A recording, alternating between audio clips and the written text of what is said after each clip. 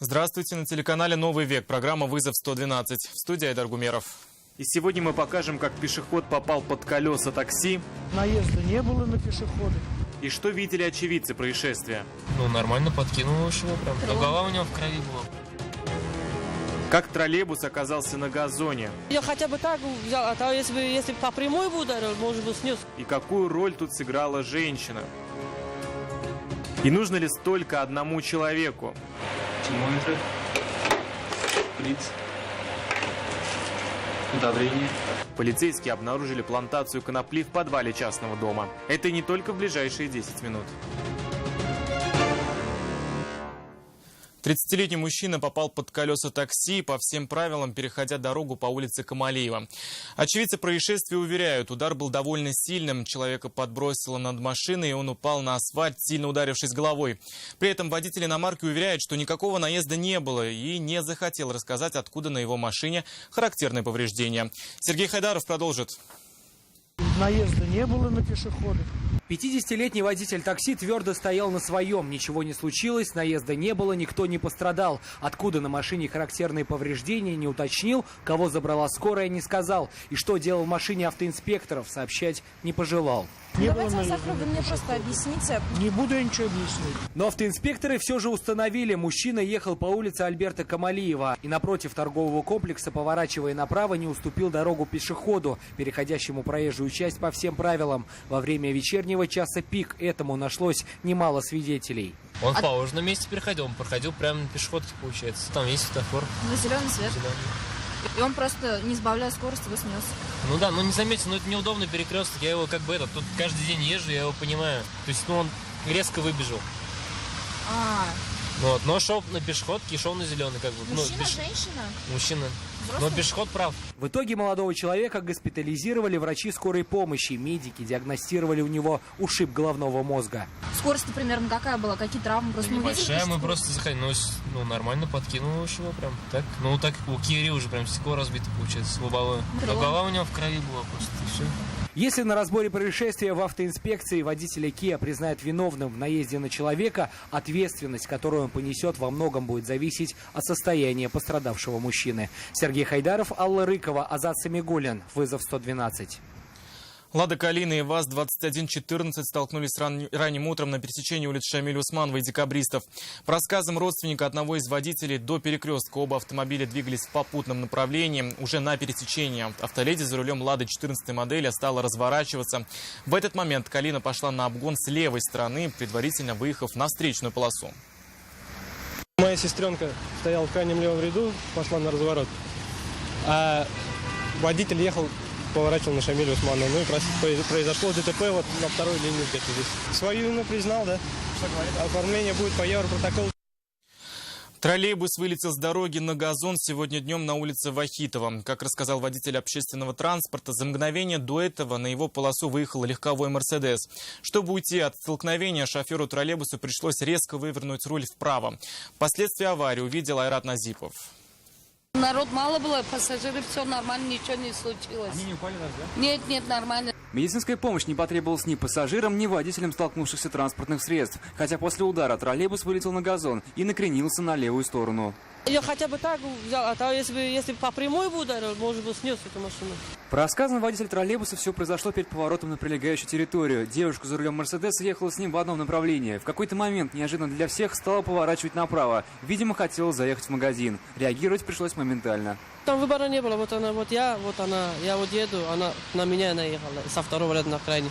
Видимо, отвлеклась. А я сюда. А чтобы не ударить ее, убежать столкновение, ударил все равно. Рассказать о причинах такого маневра автоледи не пожелала. Выяснить все детали происшествия теперь предстоит автоинспекторам. Айрат Назипов, Константин Бушуев, вызов 112. Взялся за старое. Полицейские Татарстана задержали ранее судимого 38-летнего жителя Арского района. Незадолго до этого оперативники узнали о том, что мужчина выращивает у себя дома коноплю. Все подозрения подтвердились в ходе обыска. Стражи порядка в итоге изъяли крупную партию наркотиков. Сколько, знает Альбина Минибаева. Вентиляция.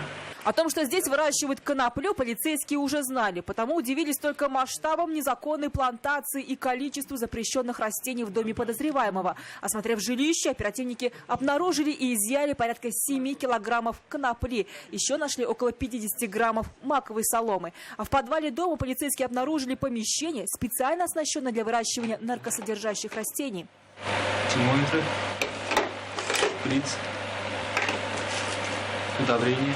В свое оправдание 38-летний хозяин дома заявил, что выращивал и хранил растения для собственного потребления.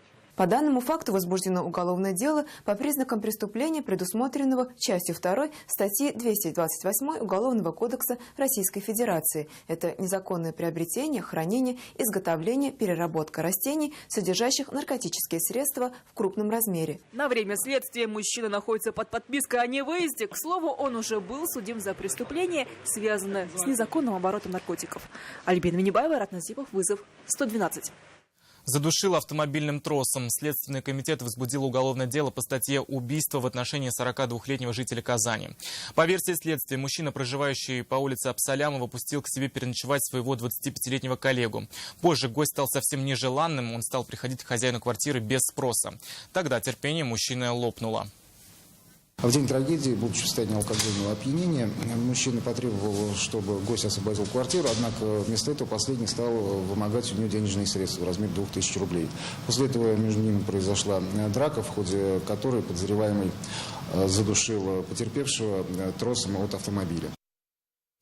По статье «Убийство» было возбуждено еще одно уголовное дело, на этот раз в Бугульме. У дома по улице Ленина обнаружили 15-летнего подростка. Юноша находился в бессознательном состоянии, и его тут же доставили в больницу. Однако спустя 2 дня молодой человек скончался в больнице. В одежде подростка следователи обнаружили баллончик с бытовым газом. Сейчас назначена судебно-химическая, а также судебно-медицинская экспертиза. Она позволит установить точную причину смерти школьника.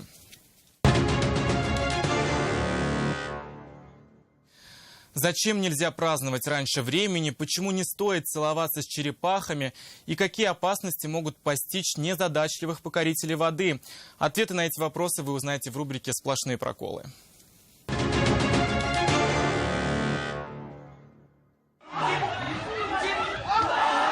Убежал праздновать победу раньше времени. Тайский вратарь так сильно радовался промаху противника в серии пенальти, что поспешил поделиться хорошим настроением с одноклубниками. Спустя секунды мяч после попадания в перекладину предательски отскочил в ворота. Ошарашенный голкипер к этому времени был уже далеко.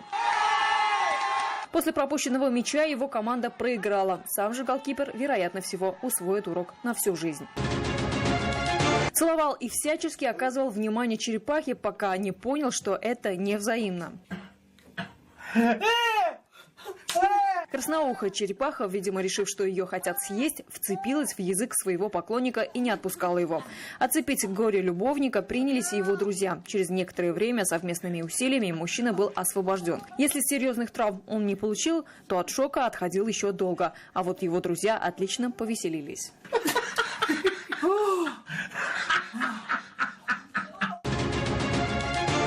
Ну, в смысле не может? Да. Хотел испытать моторную лодку, но что-то пошло не так. Этот мужчина на глазах у своих приятелей устроил карусель на воде. Судя по всему, уплав средства заклинила дроссель. Из-за технической неисправности незадачливый капитан судна стал вилять по кругу, после чего благополучно перевернулся. Сам мужчина не пострадал, но, как и герой предыдущего видео, доставил удовольствие своим друзьям. Вон там, вон. Леха, тише. Лейсан Сабирова, вызов 112. Это все, о чем мы успели вам рассказать. Обо всех происшествиях вы можете сообщать нам по телефону 570 50 50. Это можно сделать и в нашей группе ВКонтакте. Туда же можно присылать и снятые вами видео. В студии был Айдар Гумеров. До встречи. Не бросайте вызов судьбе, вдруг она его примет.